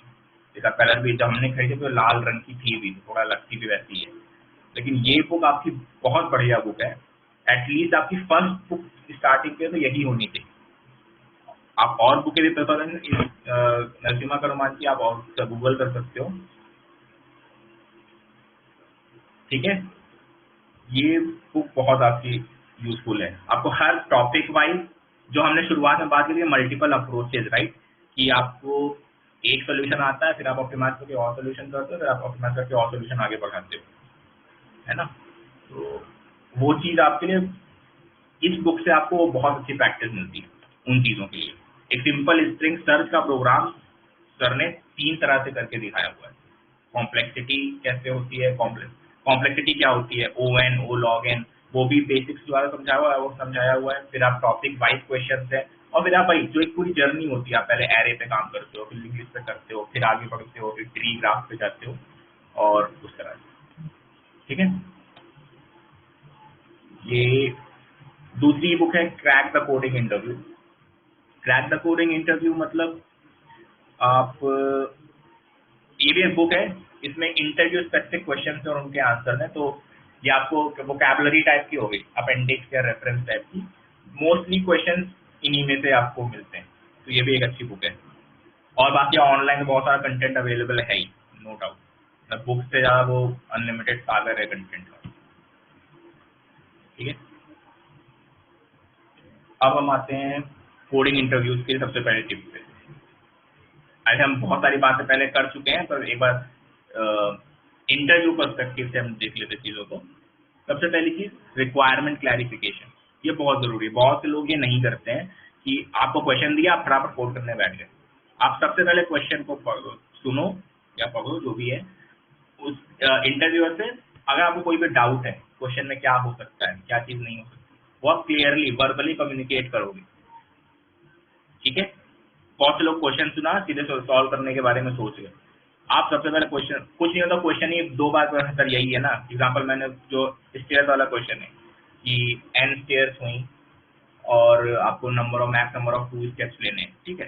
तो ठीक है, अगर हो सकता है आपने क्वेश्चन पढ़ा भी हुआ है, लेकिन आप फिर भी इंटरव्यू से कंफर्म करो सर, अच्छा 0 स्टेप नहीं लेना, एक अगर एक ही स्टेप हुई तो क्या करना है ना, वो तरह की चीज़ें। या एक क्वेश्चन आपका होता है सॉर्ट करने वाला, कि स्ट्रिंग है उसको सॉर्ट करना है, तो स्ट्रिंग का साइज कितना है, कितनी मैक्स लेंथ हो सकती है, अल्फाबेटिकल है कि न्यूमरिक भी है, इस तरह की कोई क्लैरिफिकेशन क्वेश्चन कुछ भी हो सकता है। दैट मीन्स कि आप क्वेश्चन को सबसे पहले समझ लो कि ये क्वेश्चन है, ये इसकी रिक्वायरमेंट है। कई बार क्या होता है ना, एज अ इंटरव्यूअर भी हम क्वेश्चन पिच ऐसे करते हैं कि उसमें कुछ एम्बिग्युइटी या कुछ माइनर चीजें हो, जो हम एक्सपेक्ट कर रहे हैं कि कैंडिडेट कंफर्म करेगा सॉल्व करने से पहले, नहीं करता है, फिर वो कोड लिख देता है, फिर कोड में पॉइंट आउट करते हैं कि अच्छा ये हुआ तो क्या करोगे, तब वो चीज़ उस पॉइंट पे आके डिस्कस होती है। उससे बेटर है कि वो चीज़ें आपने सबसे पहले ही क्लैरिफाई कर ली। ये फायदा, ये चीज़ क्यों जरूरी है, आप अगर कंपनी में काम कर रहे हो, ठीक है, आपको किसी ने कोई प्रोजेक्ट दिया, कोई बिजनेस वाले ने कुछ आपको रिक्वायरमेंट दी, आपने रिक्वायरमेंट सॉल्व करा, बिजनेस में बीच में जाके बिजनेस में जा रहे कि सर अगर ऐसा हो गया तो क्या करेंगे। जैसे मान लो आप किसी कंपनी की पेमेंट टीम में हो, ठीक है, आपने वीजा मास्टर कार्ड के लिए तो सब सॉल्व कर दिया, पर आपको एमएस का कार्ड आपकी साइट पर सपोर्टेड नहीं, तो ये आप पहले पूछोगे ना सर एमएस का कार्ड सपोर्टेड नहीं है तो क्या करना है। आप पेमेंट इंटरफेस दिखाने के बाद डेमो में तो पूछोगे नहीं कि सर एमएस का कार्ड नहीं चलता है साइट पे, क्या करें, इस तरह की चीजें। तो आप रिक्वायरमेंट और क्लैरिफिकेशन आपकी हैबिट में होना चाहिए एज अ कोडर, ठीक। सेकेंड पॉइंट बहुत in general, not computer science, किसी भी आपके इंटरव्यू में कोई भी कैसा भी आपका इंटरव्यू हो, थिंक लाउड। आप जो भी सोच रहे हो उसको वर्बली सोचो, इंटरव्यूअर को बताते रहो कि हाँ मैं ये सोच रहा हूँ, ऐसा कर रहा हूँ और ये चीज़ें। तो कई बार क्या होता है, हमें सोल्यूशन नहीं आता, लेकिन अगर हमारी अप्रोच सही होती है कि हाँ होगा और टाइम मिलेगा तो हम उसको सॉल्व कर लेंगे। तो थिंकिंग लाउड बहुत इंपॉर्टेंट है। मैंने बहुत सारे कैंडिडेट ऐसे देखे हैं कि उनको क्वेश्चन आता है, हो सकता है वो कर भी ले रहे हो, पर वो चुप बैठे हैं, मन में ही सोच रहे हैं कि या मुझे नहीं पता राइट क्या क्या करना है, कैसे करना है। जो भी सोच रहे हो वो आप वर्बली सोचो। थर्ड पॉइंट भी उसी से रिलेटेड ही है। जब आप सोचोगे कि क्या कर रहे हैं, क्या तो आप पॉसिबल अप्रोचेस भी डिस्कस करोगे, ऐसे कर सकता हूँ सर, ऐसे कर सकता हूँ, तो वो चीजें ठीक है। Fourth, cover edge cases. मैं एग्जांपल देता हूँ, मान लो मैंने कोड लिया है, 2 स्ट्रिंग्स है, स्ट्रिंग की लेंथ निकालनी, सिर्फ बहुत सिंपल क्वेश्चन है, स्ट्रिंग की लेंथ निकालनी, और आपने कोड लिख दिया return for loop i equal to 0 string dot length not stri not equal to ना, तब तक काउंट काउंट काउंट कर। एक तरीका ये है, ठीक है। अब मैंने आपको इनपुट में नल स्ट्रिंग दे दी, तो जहां आप कैर आई कर रहे थे वहीं आपका नल आएगा, कोड आपका कट जाएगा। या जैसे आप आई प्लस प्लस के तो आउट ऑफ बाउंड एक्सेप्शन आ जाएगी सी प्लस प्लस में या जावा में, राइट। तो क्यों? क्योंकि वो एक एज केस है कि आप स्ट्रिंग आपकी इनपुट आपका एम्प्टी नहीं हो सकता। तो हर क्वेश्चन के अलग अलग एज केसेस होते हैं कुछ, तो वो भी आप कवर करने होते हैं। हम एक क्वेश्चन ले लेते हैं meanwhile. How much time is required for good preparation, I am in 4th year, Yogesh ने पूछा। तो Yogesh, just to answer, if you are 4th year right, तो आपने डेटा स्ट्रक्चर एल्गोरिथम्स पढ़ा ही होगा, आप कोडिंग प्रैक्टिसेस कर रहे होगे। आप, मैं बोलूंगा आपके 1 महीने, 1 या 2 महीने, कुछ कुछ स्पेसिफिक टाइम नहीं होता है कि इतना टाइम एनफ है या इतना टाइम कम है, वो आपकी प्रिपरेशन के ऊपर होता है। अगर आपने कब से, जैसे आप आज की, मैं आज का एग्जाम्पल लेता हूँ, तो जैसे आप 4th ईयर में आपने अभी तक कोडिंग नहीं करी फॉर एग्जाम्पल, ठीक है, आप अभी 4th ईयर में आए हो, इस साल आप बैठोगे एग्जाम में, ठीक है, 3 महीने सफिशियंट होते हैं आपको कोडिंग की तैयारी करने के लिए, मतलब इन दैट, ठीक है। 3 महीने में आप कोई भी बुक, जैसे मैंने जो बुक बताई करोमांची और वो चीजें, तो आप एक बुक पढ़ सकते हो, आपको फिर बीइंग इन 4th ईयर कि आपको चीजें पता होंगी कि हाँ ये डेटा स्ट्रक्चर है, ग्राफ क्या होता है, ट्री क्या होता है, आपने डा भी पढ़ा ही होगा। आपको सिर्फ प्रैक्टिस करनी है। इसलिए आप बोर्ड एग्जाम की तैयारी कब से शुरू करते हो? आपने पूरा साल तो पढ़ा, प्री बोर्ड तक आपका सिलेबस खत्म हो जाता है, प्री बोर्ड और बोर्ड के बीच में 2 महीने का अंतर रहता है मोस्टली, राइट। आप उसमें क्वेश्चन लगाते हो, आपका तैयारी अच्छी खासी हो जाती है। सेम गोज हेयर विद, आप क्वेश्चंस लगाना स्टार्ट करोगे, जैसे जैसे क्वेश्चंस लगाओगे आपको प्रैक्टिस होगी कि क्या क्वेश्चन का क्या सोल्यूशन हो सकता है। आप, तो प्रैक्टिस सबसे ज्यादा इंपॉर्टेंट क्यों है, या फिर उसी मैथमेटिक्स वाले फंडे पे आता हूँ वापस, कि आप मैप कर लेते हो तुरंत कि ऐसा प्रॉब्लम है तो इससे हो जाएगा। अगर आपने पाइथागोरस थ्योरम पढ़ी, आपको हाइट एंड डिस्टेंस का आप तुरंत लगाते हो कि हाइट एंड डिस्टेंस है, ट्रिग्नोमेट्री लगा के हो जाएगा, राइट। सेम चीज यहाँ पर भी है। अगर आपने कोडिंग क्वेश्चन करे हुए हैं, किसी ने कोई क्वेश्चन दिया कि सर्च करना है या रिलेशन निकालना है दो लोगों में, आप मैप करोगे, हाँ ऐसा क्वेश्चन है, प्रोबेबिलिटी ट्री से हो जाएगा या लिंक लिस्ट से हो जाएगा या किसी चीज से हो जाएगा। वो चीज बस एक आपकी रिक्वायर्ड होती है, ठीक है। हम्म, ठीक है, तो ये टिप्स हो गई। तो टिप अगर मैंने पूरे उसी में डिस्कस किया, तो ये रिपीटेटिव हो जाएंगी सेम चीज के लिए। एक क्वेश्चन और है कार्तिकेय गुप्ता कि sir, I know the data structure and able to solve direct question, but how we use data structure in general way. Very good question Kartik. तो क्वेश्चन ये है कि हम क्वेश्चन डेटा स्ट्रक्चर हमने पढ़ लिया, उनको सॉल्व कर दिया, अब रियल लाइफ में कैसे यूज करते हैं। मैं एग्जांपल देता हूँ, मैंने एग्जांपल प्रॉब्लम्स पे आया था मैं, आई थिंक कार्तिक ये स्लाइड आपका बहुत सारा आंसर देगी, ठीक है। तो जैसे मैं कार्तिक आपका आंसर मैं प्रॉब्लम्स के थ्रू देना चाहूंगा, अगर आपको फिर भी क्लियर ना हो तो आप दोबारा कमेंट कर लेना, ठीक है। कि जैसे इनपुट एक्सएमएल वैलिड है कि नहीं। एक्सएमएल आई थिंक अगर आप फ्रेशर सेकंड थर्ड ईयर आप होते तो उसमें चीजें ना हो। एक्सएमएल एक डॉक्यूमेंट होता है जिसमें आप डेटा रखते हो, हर चीज का एक इनपुट आउटपुट टैग होता है। फॉर एग्जांपल मैं आपको मेरी स्क्रीन अगर दिख रही हो,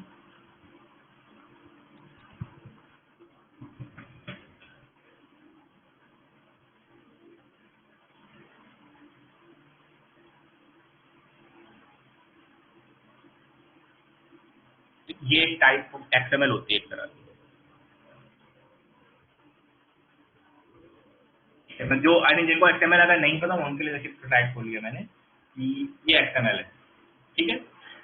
नोट कि मानो किसी को मुझे मैसेज भेजना है, अपन एचटीएमएल लिखते हैं, वो भी एक तरह की एक्सएमएल ही होती है कि टू, फ्रॉम, हेडिंग, बॉडी, ये सिंपल एक्सएमएल का टाइप है, ठीक है। तो अब अगर हम अपनी प्रॉब्लम पे वापस आए कि इनपुट फाइल एक्सएमएल है कि नहीं, ये मुझे चेक करना है। तो इसको अलग अलग तरह का, ये मेरी एक रियल लाइफ प्रॉब्लम हुई, राइट, कि जब मैं अब रियल लाइफ में मान लो मैंने कुछ कोड लिखा हुआ है कि मैं दो कंपनियां एक दूसरे से इंटरेक्ट कर रही हैं कि आप तुम मुझे ये एक्सएमएल भेजना, मैं उससे सेंडर का नाम निकालूंगा और आगे जो भी मुझे काम करना है करूंगा, तो वो मुझे एक्सएमएल भेजता है, राइट। अब अगर उसने मुझे ये एक्सएमएल भेजी, ठीक है, उसमें उसने मुझे फ्रॉम का नाम जैसे दिया, यहाँ पे वो ईमेल लिख के भेज सकता है, या उसने मुझे फ्रॉम का टैग ही नहीं दिया, तो मैं क्या इन्फॉर्मेशन निकालूंगा, उसने मुझे डेटा तो दे दिया, मेरा कोड उसमें फट जाएगा। तो मैं अपनी कोड पे क्या लिखूंगा, एक कोड लिखूंगा, वो दिखाएगा कि जो इनपुट एक्सएमएल आई है वो वैलिड है कि नहीं, उसमें टू है, फ्रॉम का टैग है कि नहीं, फ्रॉम का टैग है तो क्लोज हुआ है कि नहीं, और फिर मैं उसमें से डेटा एक्सट्रैक्ट करूँ। तो ये प्रैक्टिकल एग्जाम्पल हुआ कि हाँ, यहाँ मैं अपना डेटा जो मैंने टैग, क्यू, लिस्ट पढ़ा था, ये सॉल्व कैसे होता है, आप स्टैक से सॉल्व करते हो, क्यू से सॉल्व करते हो, ये बहुत क्लासिक क्वेश्चन है, आपको गूगल करके कहीं भी मिल जाएगा कि एक्सएमएल वैलिड है कि नहीं। तो यहाँ पे आप अपनी जो आपने टैग, क्यू, हीप, ट्री कुछ भी पढ़ा हो, इस तरह के सिनारियो में आप अप्लाई करते हो, ठीक है। एक और क्वेश्चन है जैसे median in stream of numbers. Stream क्या होता है, आपको नंबर लगातार, जैसे स्टॉक मार्केट है, राइट, स्टॉक मार्केट में आपके रोज कुछ घटता बढ़ता रहता है, राइट। अब आपको, आप देखते होगे, आपको अलग साइट में आपका कितना परसेंटेज गेन हुआ, परसेंटेज राइज हुआ, 5 साल तक का पूरा ट्रेंड देख लेते हो किसी डेटा का, 10 साल तक का हिस्ट्री पूरी देख लेते हो, कब गिरा कब बढ़ा, कितना तेजी से घटा बढ़ा, है ना।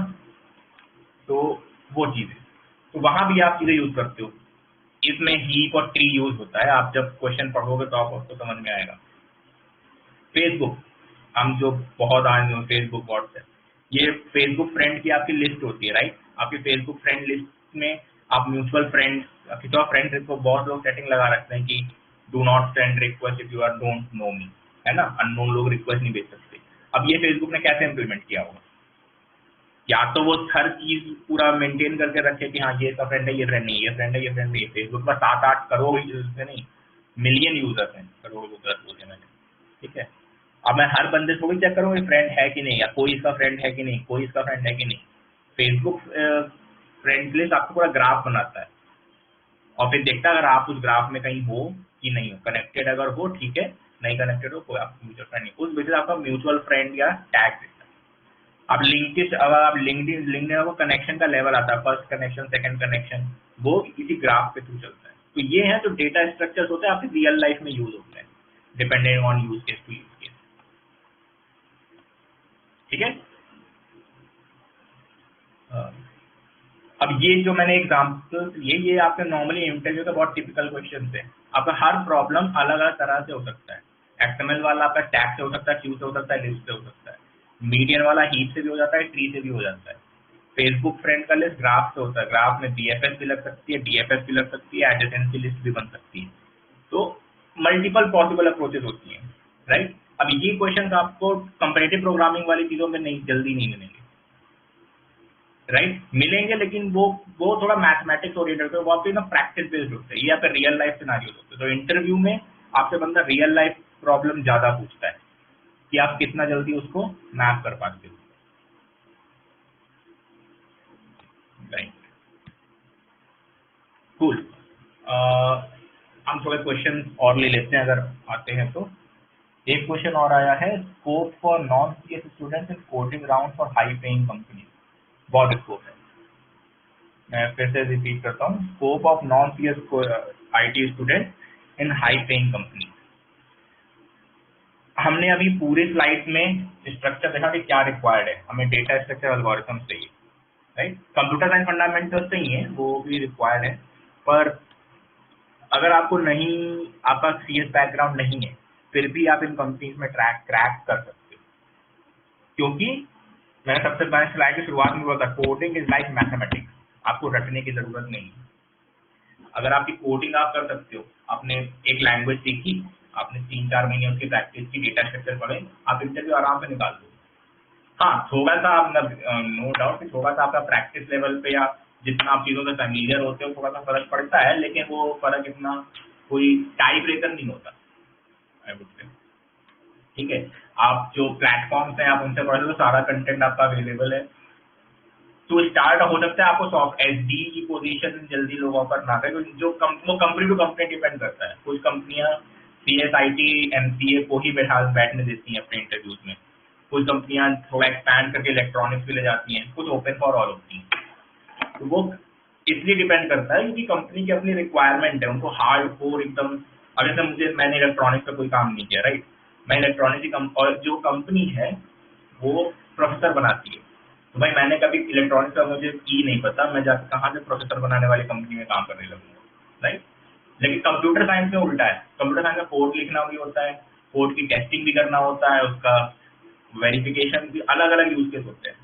कोड की टेस्ट, एक क्यूए टेस्टिंग क्या होती है कि क्यूए का प्रोफाइल होता है, क्वालिटी एश्योरेंस कहते हैं। उसकी रिस्पॉन्सिबिलिटी ये होती है कि जो भी वेबसाइट या जो भी रिक्वायरमेंट है उसके सारे एज केस कवर होने चाहिए, राइट। सारे एज केस कवर, मैंने वेबसाइट है, मैंने सिंपल यूजर लॉगिन का पेज बना दिया, एज अ डेवलपर मैंने पेज तो बना दिया, मैंने उसको टेस्ट भी कर लिया, यूजर नेम पासवर्ड डाल के लॉगिन हो रहा है कि नहीं। पर अगर मेरे पास एक डेडिकेटेड बंदा बैठा है जो उसमें number of data and trial, गलत पासवर्ड डाल के, कुछ इनवैलिडेशन वैलिडेशन चेक करके, है ना, तो वो चीज भी आपका सॉल्व कर सकता है। तो वो चीज आपको, वो भी एक उसकी रिस्पॉन्सिबिलिटी है कि जो प्रोडक्ट जा रहा है वो सही जा रहा है कि नहीं, और उसको भी टेक्निकल नॉलेज है, क्योंकि उसको पता है कि अगर उसको चीजों में उंगली करना आता है, मतलब ही इज ऑल्सो ग्रेजुएट ना, और उसको भी कंप्यूटर साइंस का ही है, पर उसको क्या पता है कि अगर बंदे ने कोड लिखा है तो ये गलतियां हो सकती हैं। यूजर नेम पासवर्ड से एसक्यूएल इंजेक्शन, सबसे पहले क्यूए आपका एसक्यूएल इंजेक्शन चेक करेगा आपके पेज में एसक्यूएल इंजेक्शन चल रहा है कि नहीं, राइट। तो ये भी आपके, तो क्यूए भी एक टेक्निकल प्रोफाइल ही होती है, आप उसमें सीएस नॉन सीएस दोनों जरूरी होते हैं। मेरी पर्टिकुलर टीम में अमेजोन में इलेक्ट्रिकल के बंदे भी हैं, इलेक्ट्रॉनिक्स के बंदे भी हैं, सिविल के बंदे भी हैं, जो हमारे लेवल पे ही काम कर रहे हैं। उन्होंने बीटेक सिविल से करी थी, लेकिन हाँ, कंपनी शुरुआत में किसी बिजनेस एनालिस्ट में ज्वाइन हुआ, फिर चेंज कर दिया, राइट। तो वो है। एक और क्वेश्चन आया है सक्षम का, if we are from tier 3 colleges doesn't matter. आपके जो पोर्टल्स हमने बताया, हैकर रैंक, वो आप अगर वहां सॉल्व करो तो वहां पे भी कंपनी स्पेसिफिक कॉन्टेंट भी चलते रहते हैं, वहां से कंपनी अगर आपसे प्रॉब्लम उठा के आपको कॉल कर सकती है। तो टीयर 3 कॉलेजेस एक्सेप्ट, उससे फर्क ये पड़ता है कि आपकी डायरेक्ट कॉलेज में कंपनी आती है कि नहीं। पर जब आप डायरेक्टली बैठते हो ना, डायरेक्टली किसी कंपनी में अप्लाई करते हो, तो वो बंदा आईआईटी का हो या मणिपाल का हो या कहीं का भी हो, सब सेम लेवल पे होते हैं, सबके पास same set of initial question होता है, सब अलग होता है, और you are at the same level. तब आपका कॉलेज का नाम मैटर नहीं करता जब आप डायरेक्ट अप्लाई कर रहे हो। हाँ, कैंपस प्लेसमेंट के टाइम यहाँ पे कैंपस कंपनी आ रही है कि नहीं आ रही है वो तो कॉलेज के नाम पे डिपेंड करता है, नो डाउट। और जब आप डायरेक्टली अप्लाई करते हो प्लेटफॉर्म से, तो you are at same level. और योगेश का क्वेश्चन है, how long this pandemic will affect the placement.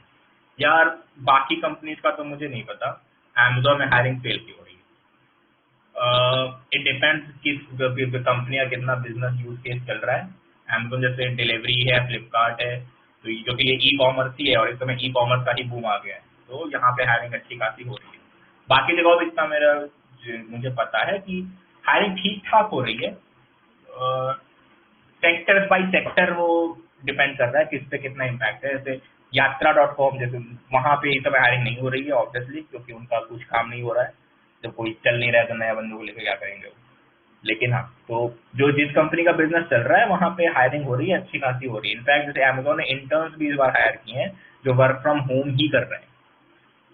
तो इसका एग्जैक्ट आंसर आई थिंक आपको अचिंत ने भी पिन कर दिया कि एग्जैक्ट नहीं बता सकते, पर आपकी कंपनी के सेक्टर पे डिपेंड कर रहा है। In general I think computer science इस समय सबसे सेफेस्ट सेक्टर है जो काम कर रहा है लगातार ना। मैं अपना पर्सनल बताऊं तो मेरा वर्कलोड बढ़ गया है after this corona virus everything, क्योंकि वर्क फ्रॉम होम कर रहे हैं, हमारा वर्कलोड भी बढ़ गया है, प्रोजेक्ट्स भी आपके जैसे चल रहे थे वो चल रहे हैं। तो it depend on sector to sector कि किस कंपनी की हायरिंग चल रही है, किस कंपनी की नहीं चल रही है। Yes. So, हाँ, I think I would, if as a key getaway from this slide,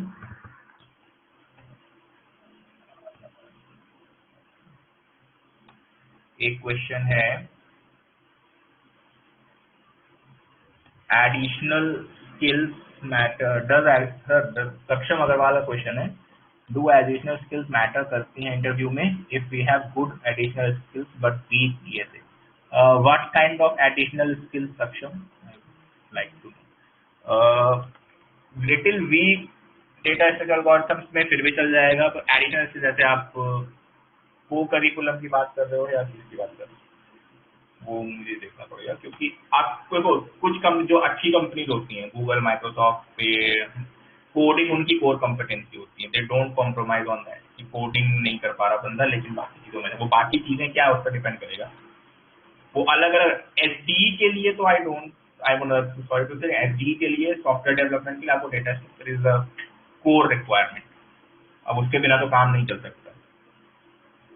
हाँ, लॉजिकल थिंकिंग आपकी अगर ठीक है थोड़ा आप सॉल्व नहीं कर पा रहे हो पर आप कोड कर ले रहे हो, दो चीज होती है कोडिंग और डेटा स्ट्रक्चर, कि मुझे कोडिंग आती है, लैंग्वेज आती है, लेकिन डेटा स्ट्रक्चर नहीं आता। ठीक है मैं वेब डेवलपर तो कर सकता हूँ ना, उससे वेब डेवलपमेंट में जावा स्क्रिप्ट में कोड कर सकता हूँ, राइट?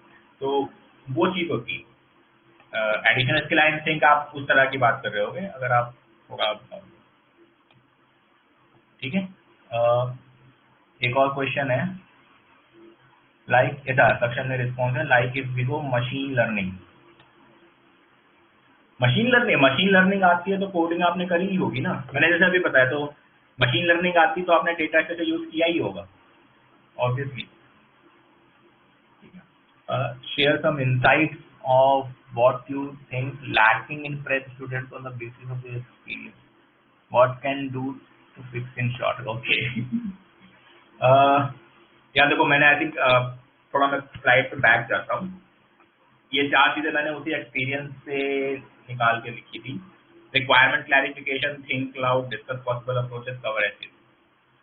सबसे की मैं बोलूंगा इसमें थिंक क्लाउड। बहुत से लोग आई मीन स्पेशली फ्रेशर्स के साथ ये ज्यादा होता है क्योंकि एक्सपीरियंस कैंडिडेट को उतना आइडिया हो जाता है।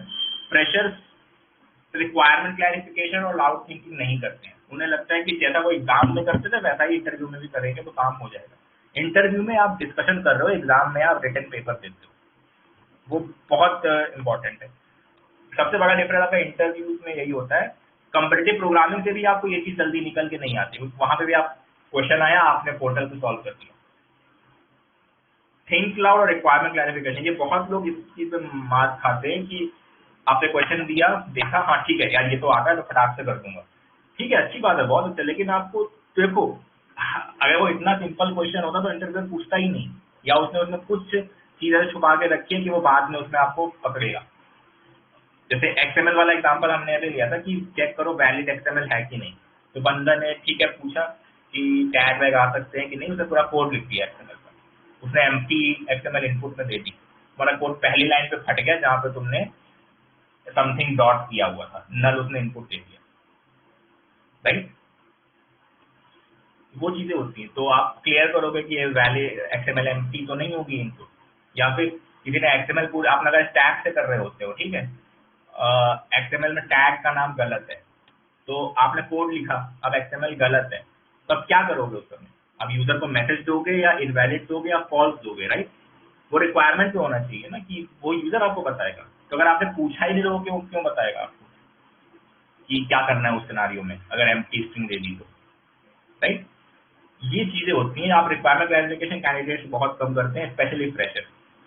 थिंक क्लाउड, आप जो भी सोच रहे हो अक्कड़ बक्कड़ अगड़म बगड़म जो भी सोच रहे हो, गाना मन में आ रहा है जो भी कुछ भी है, आप वो चीज लाउडली सोचो कि इंटरव्यूअर को पता रहे कि आप किस डायरेक्शन में सोच रहे हो, तो उस बेसिस पे इंटरव्यूअर भी आपको डायरेक्ट करता है कि हाँ यार ये चीज ठीक है, सही सोच रहे हो, इसमें ऐसा करते तो या ऐसा करते तो। मैं अगर एग्जाम्पल सोचा, मैं प्रॉब्लम्स पे आता हूँ, ठीक है। मीडियन इन मैं सेकंड क्वेश्चन सेकंड नहीं, फेसबुक फ्रेंड्स वाला एग्जाम्पल लेता हूँ, ठीक है। फेसबुक फ्रेंड मैंने मान लो यही क्वेश्चन मैंने किसी इंटरव्यू कैंडिडेट से पूछा, तो उसने बोला फेसबुक। तो अगर वो सोच रहा है कि फ्रेंड लिस्ट कैसे होती है, फ्रेंड लिस्ट में मैं चेक करता हूँ कौन मेरा फ्रेंड है कौन मेरा फ्रेंड नहीं है, कुछ तो वो सोच रहा है ना। तो फिर आप उससे पूछते हो कि यार अच्छा क्या तुम्हें क्या लगता है कौन सा डेटा स्ट्रक्चर फेसबुक यूज करता होगा, क्या वो लिस्ट मेंटेन करता होगा, क्या वो कुछ और मेंटेन करता होगा, क्या करता होगा। ऐसी फिर जब बातों में निकल के आएगा ग्राफ, अच्छा फेसबुक ग्राफ यूज करता होगा, ठीक है। तब आप सोच रहे हो अच्छा ग्राफ यूज करता होगा तो डीएफएस लग सकती है या डीएफएस लग सकती है, एडिशन लिस्ट बना लूँ तो क्या होगा। जो भी आप भी सोच रहे हो, आपको सॉल्व करना है प्रॉब्लम। मान लो ऐसा है तो ये प्रॉब्लम आपकी बीएसएफ डीएफएस दोनों से हो जाती है, बीएसएफ थोड़ी जल्दी होती है, डीएफएस थोड़ा सा बाद में होती है ना। तो वो बोलेगा बीएसएफ और डीएफएस में क्या अंतर होता है, कौन सी चीज यूज करनी चाहिए।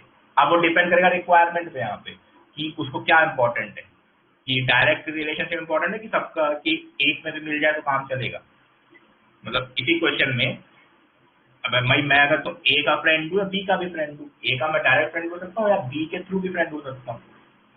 तो अगर मुझे डिग्री पता करनी है लेट से, तो बीएसएफ सबसे मेरे लिए यूजफुल हो या डीएफएस यूजफुल हो।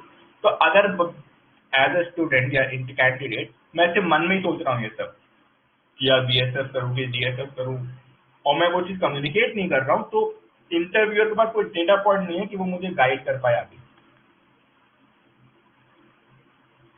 Getting my point. तो ये कुछ चीजें होती हैं जो आज के बहुत इन जनरल की क्लैरिफिकेशन और थिंकिंग लॉट प्रेशर इस चीजें बहुत जल्दी मिस करते हैं। एक्सपीरियंस कैंडिडेट के लिए हो जाता है, प्रेशर इसमें मिस कर जाते हैं। Discuss possible approaches, I think वो थिंक लाउड से रिलेटेड आप बात कर रहे हो तो सीधी से बात डर था वो एक इंटरव्यू की नर्वसनेस होती है, और वो होनी भी चाहिए, ऑब्वियसली बात है, करियर का सवाल होता है तो ठीक है। आप उस नर्वसनेस को काउंटर करके आप उस सिनारियो से निकल के आते हो ना, वो इंप्रेशन छोड़ता है। मतलब एवरीवन इज ह्यूमन राइट। अब अगर मुझे कोई सेकंड ईयर का बंदा डीएफएस के बारे में बहुत सारा बातें कर रहा है या सही चीज कर रहा है राइट, तो वो चीज निकल के आती है कि हाँ इसको चीजें पता है। प्रोबेबली हो जाता है क्योंकि मैंने आपको सभी सवाल पे भी कहा था कि क्वेश्चन सॉल्व करना ऑब्वियसली सही सॉल्व तो करना ही है, मैंडेटरी नहीं होता हर बार। कई बार ऐसा होता है कि आपकी अप्रोच एकदम करेक्ट थी, आपने डेटा जब आप कुछ थोड़ी सी चीज मिस कर रहे थे जो आपका सोल्यूशन एकदम 100% सही नहीं था, लेकिन हाँ मेजर चीजें हो गई थी। हो सकता है आपका राउंड क्लियर हो जाए, हो ही जाता है मोस्टली। पर्सनली मैं राउंड क्लियर करके नेक्स्ट राउंड कर देता हूँ, क्योंकि बंदे को बेसिक्स का नॉलेज है। तो बात घूम के मैं जाती, कोडिंग इज लाइक मैथमेटिक्स। आपको अगर पता है चीजें तो आप इम्प्लीमेंट कर सकते हो आराम। एज केस भी इम्पोर्टेंट है, पर वो आपका क्वेश्चन टू क्वेश्चन वेरी करता है। Any more question?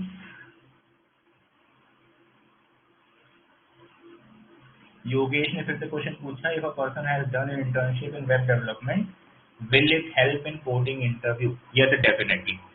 आपने वेब डेवलपमेंट किया है, मतलब जावा स्क्रिप्ट या किसी पे काम किया होगा, आपको मेथड्स लिखना, इवेंट्स ये सब पता होंगे, तो ऑब्वियसली कोडिंग इंटरव्यू में भी आपका हो सकता है, आप जावा स्क्रिप्ट में कोड लिख सकते हो। पर यार डेटा स्ट्रक्चर तो आना ही चाहिए, वो आपका कोडिंग में हेल्प कर सकता है, डेटा स्ट्रक्चर तो आना ही चाहिए। कुछ friends is saying good evening कुछ friends. Priyanshu is saying is there job for machine learning in Amazon? यार बहुत है, आप amazon.jobs पे जाके देखो, आपको मिल जाएंगी बहुत सारी job based on your particular field. Amazon में आई थिंक बहुत टाइटल आपका सॉफ्टवेयर डेवलपमेंट इंजीनियर ही होता है सभी का, पर वो टीम बाई टीम डिपेंड करता है। तो डिस्क्रिप्शन आपको थोड़ा ढंग से पढ़ना पड़ेगा किस चीज पे काम होता है। आई थिंक हम 1.5 घंटे से बात कर रहे हैं। I think Achintya Q and एक सेपरेट भी रखने का प्लान था, this was mainly intended for slide. तो अगर रिस्पॉन्स रहता है we can, Achint can say that we can schedule a Q and A. और ये मुझे बहुत से आज ये सेट हुआ था।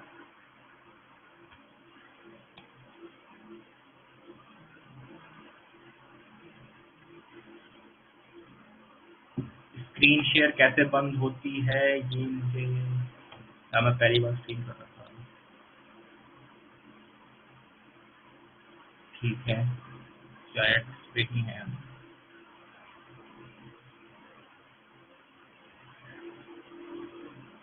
Cool. I think we can close the session.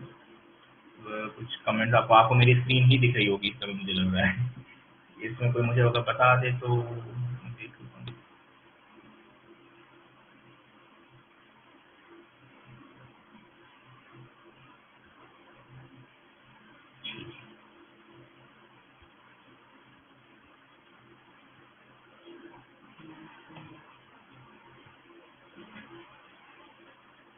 So please say about something about EC and their coding since the EC students sit in both interviews.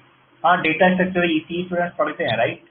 तो आप C या C++ में कोड करते ही हो, तो दैट इज इनफ सफिशिएंट। ठीक है, cool. I think we can end this here.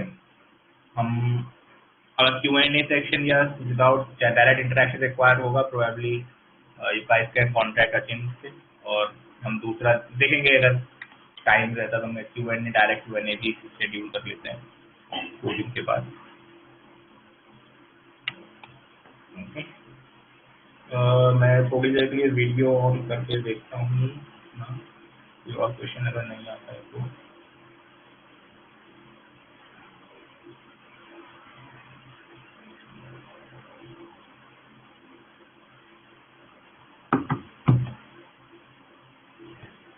ठीक है, थिंक कोई और अभी लाइव नहीं है, सब चले गए।